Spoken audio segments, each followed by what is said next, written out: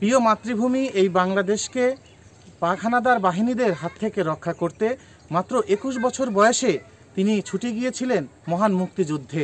নিজের পরিবার পরিজন সহ হারিয়েছেন অনেক আপনজনকে।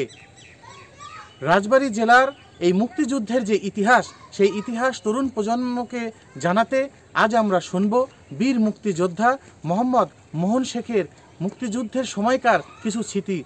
আমি বীর মুক্তিযোদ্ধা মোহাম্মদ মোহন শেখ, আমি ধন্যবাদ দিচ্ছি বাংলা ভিশন টিভি এবং তাদের কলা কৌশলীদের। আমার ধন্যবাদ রইল তাদের প্রতি। আমি আনসারের চাকরি করতাম 1971 সালে। আমার বয়স অতি অল্প, 21 বছর পার হয়ে যাচ্ছে। তখন যখন যুদ্ধ লেগে গেল বিভিন্ন জায়গায়, ঢাকায়, রাজশাহী, খুলনায়, চট্টগ্রাম, এই সব যুদ্ধ যখন লেগে গেল, আমাদের অফিসাররা আমাদের ক্লোজ করে পোশাক লাগায়া, বুট গোলা বারুদ দিয়ে আমাদের গোয়ালন্দ ঘাটে নিয়ে যায়। তার 21শে এপ্রিলে ভোরে ফজরের নামাজের একটু আগে শুরু হয়ে গেল আমাদের যুদ্ধ। সেই যুদ্ধে আমাদের প্রথম শহীদ হয় আমার উস্তাদ ফকির মহিরুদ্দিন। উনি আনসারের ইনস্ট্রাক্টর ছিল, বাড়ি গোয়ালন্দ ওপারেই ছিল। তারপরে আমার 4 আনসার ভাই ধরা পড়ে গেল, তাদের ধরে নিয়ে গেল। তারপর ইপিআর ছিল আমাদের ডাইন সাইডে কিছু, ওই বাহাদুর ডাঙ্গি, তারাও কে যেন কোথায় থেকে চলে গেল, তাদের কেউ মারা গেছে কিনা জানি না। কিছুদিন পর এক আধ ভাইয়ের সাথে দেখা হয় আবার একত্রিত হয়ে আবার আমরা যুদ্ধে অংশগ্রহণ করলাম। সে বছর খুব বন্যা হয়েছিল, খুব কষ্ট করছে, পানির ভিতরে ভাসিয়ে গেছি, ওই ভিজা কাপড়েই থাকছি। কেউ যদি দয়া হয়েছে তাহলে আমাদের এক মুঠ খাইতে দিছে, না হলে না। ওই বিভিন্ন একজনের গরুর ঘরে, একজনের খেরের পালার নিচে, একজনের ঝোর গাছ, বিভিন্ন জায়গায় নিরাপদ খুঁজে আমরা থাকছি। এইভাবে যখন থাকলাম, আস্তে আস্তে পানি শুকায় গেল, রাজাকারদের ক্যাম্প থেকে অস্ত্র আনতে লাগলাম। যেমন গোয়ালন্দ ঘাটের থেকে শুরু ইয়া পর্যন্ত আলাদিপুর যায় আমাদের আর এক ভাই হারাইলাম, তার নাম আজিজুল হক, শহীদ খুশি, যার নামে এখন রেলের মাঠ পরিচিত হয়েছে। তার হারালাম ওখান থেকে। ছুবার নামে এক রাজাকারের গুলিতে মারা গেল সে, যে আর নেবে এখান থেকে সরে, আর অমনি গুলি লেগে সে পড়ে যায়। তারপরে কিছু সামান্য দূরে আনার পরে আমরা আনতে পারি নাই, কমান্ডারের নির্দেশে আমরা ব্যাক করি, চলে আসি বেশ দূরে। তারপরে শোনা গেল যে সেই শহীদ খুশিকে পাক বাহিনীরে তাকে ট্রাকে উঠায়া দড়ি দিয়ে বাঁধে তার মুখে সিগারেটের আগুন দিয়ে পোড়ায়া তাকে ফরিদপুর, গোয়ালন্দ, রাজবাড়ি বিভিন্ন দিক দিয়ে তাকে ঘোরা দেয়। দেখো মুক্তিবাহিনীর অবস্থা।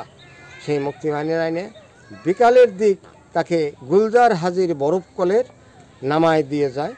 নামায় দিয়ে বলে, মেজর বলে, পাক বাহিনী মেজর বলে যে মুসলমান হিসেবে ওকে আপনারা মাটি দিয়ে দেন।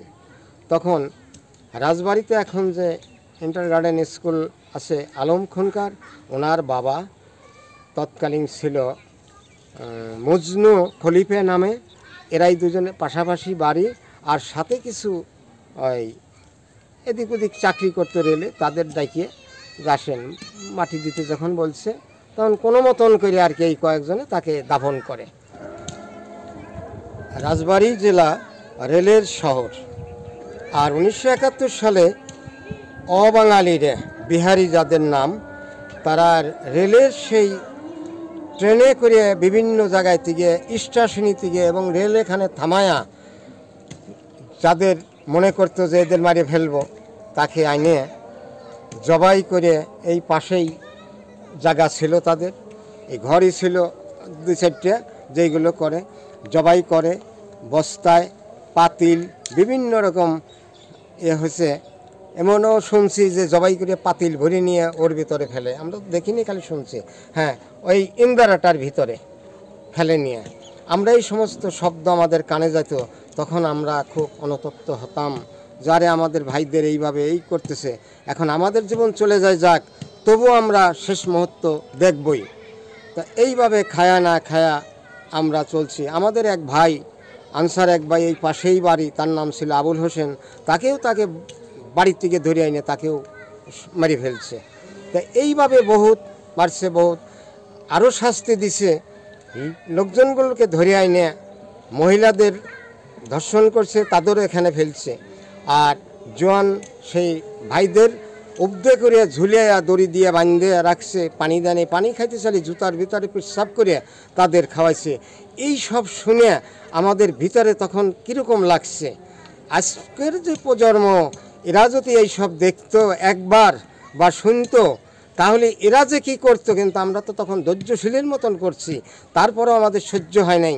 তখন আমাদের তরুণ বয়স ছিল, এই বয়সে আমরা ছোট্ট অস্ত্র দিয়ে যুদ্ধ করছি। তারপরে লাশ পর্যন্ত এসে এই সমস্ত কিছু করে লাশ পর্যন্ত রাজবাড়িতে বিভিন্ন জায়গা থেকে 16ই ডিসেম্বরে দেশ স্বাধীন হয়ে গেল। তখন অনেকেই শুনছে যে রাজবাড়ি তো স্বাধীন হয় নাই, রাজবাড়ি এখনও চলছে, শব্দ পাওয়া যাচ্ছে। তো এখানে তখন চতুর্দিক দিয়ে ঘোরা হলে তারা প্রচুর ছিল এবং তাদের সঙ্গে আরও 3টে ভাল্লুক ছিল বড় বড়।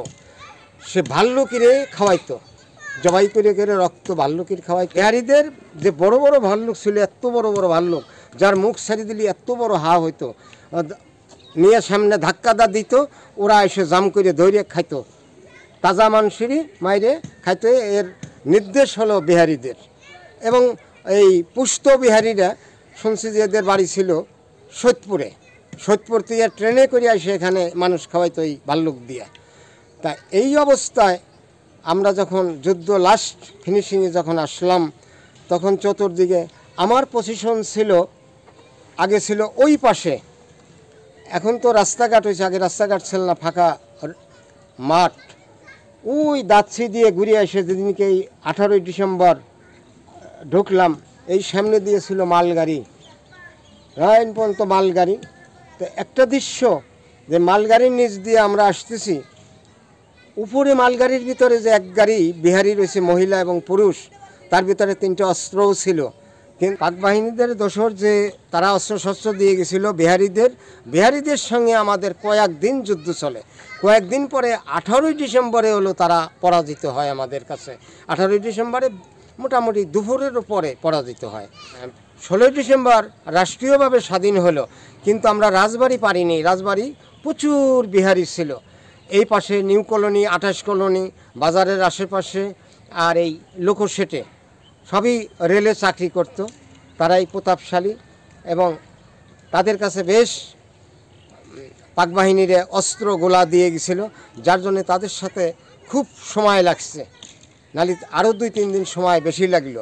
যে এরপরে আমরা তাদের 18ই ডিসেম্বরে পরাজিত করে তারপরে আমরা এখান থেকে বিজয় অর্জন করি। হ্যাঁ, বিজয় অর্জন করে আমাদের ক্যাম্প বরাট ছিল, সেই ক্যাম্পে চলে যাই। ওখান থেকে অস্ত্র শস্ত্র আবার কয়েকদিন পরে যা গোয়ালন্দ ঘাটে জমা দিয়ে আসি আমাদের কমান্ডারের নেতৃত্বে। হ্যাঁ, তরুণ প্রজন্মের কাছে আমার আহ্বান, যে দেশ আমরা তো স্বাধীন করছি, স্বাধীন করে দিছি, এই স্বাধীন রক্ষা তাদের করতে হবে। কারণ আমরা তো শেষই, বুড়ে হয়ে গেছি, চলে যাব। এই তরুণ প্রজন্মের কাছে আমার আকুল আবেদন, অনুরোধ যে তারা এই দেশটাকে রক্ষা করবে, এই স্বাধীনতাকে রক্ষা করবে। এটাই আমার তাদের কাছে আমার চাওয়া পাওয়া।